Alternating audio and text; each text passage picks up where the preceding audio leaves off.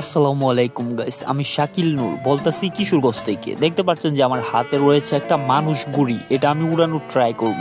গুড়ি উড়ানো এটা হচ্ছে আমাদের বাঙালিদের একটা ঐতিহ্য, তো এটা ধরে রাখার দায়িত্ব হচ্ছে আমাদের। দেখতে পাচ্ছেন যে আমার পিছনেই আমার গ্রামের অনেক ভাই ব্রাদার সহ অনেক মানুষ রয়েছে, সবাই এসেছে এখানে একসাথে গুড়ি উড়াবো।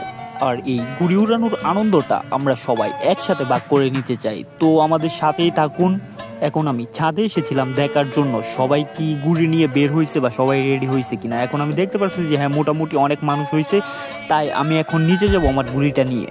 তো যাই হোক, এখন আমি মাঠে চলে আসছি। এখানে এসে দেখতে পারতেছি যে অনেক মানুষ রয়েছে। এখানে আমার এক ছোট ভাইরে দেখলাম যে সে চিলগুড্ডি নিয়ে আসছে উড়ানোর জন্য।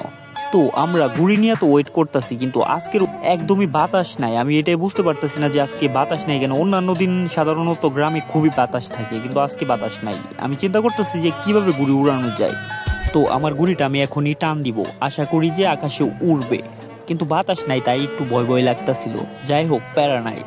গুড়িটা আমার এক বন্ধুর কাছে দিলাম সে দূরে নিয়ে যাওয়ার জন্য, এবং দূর থেকে উড়িয়ে দিলে সেটা আমি টান দিব। টান দিলে আশা করা যায় যে আকাশে উঠে যাবে। তো বন্ধুরা, আমার গুড়ি কিন্তু এখন অলরেডি আকাশে। তো আমার গুড়ি আকাশে উঠা পড়ার পরই আরো অনেকগুলা গুড়ি একসাথে আকাশে উড়াইয়া দিল। দেখতে পাচ্ছেন যে কিছুগুলো উড়বে হয়তোবা। তো আমাদের কিশোরগঞ্জের ভাষায় এই গুড্ডিকে বলা হয় হচ্ছে বড় গুড্ডি। আর এগুলো উড়ালে সাধারণত একটু বেশি বাতাসের প্রয়োজন হয়। আমি জানি না যে এগুলো উড়বে কিনা।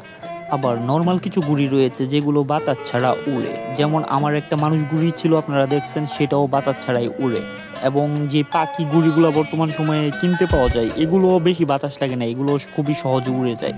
তো আমি সবশেষে একটা কথা বলতে চাই যে গুড়ি উড়ানোর আনন্দটা প্রত্যেকটা বাঙালির একবার হলেও নেওয়া উচিত, সাধারণত যারা শহরে বসবাস করে তাদের।